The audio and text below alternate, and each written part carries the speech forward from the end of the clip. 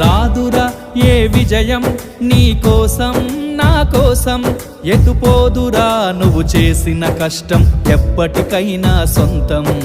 కాలంతో పయనించేవాడికి కానిది ఏముంది, సాధనతోనే సాధ్యమవ్వునని సదాశయంతో సాగర ముందుకు. రాదురా ఏ విజయం నీ కోసం నా కోసం, ఎటుపోదురా నువ్వు చేసిన కష్టం ఎప్పటికైనా సొంతం.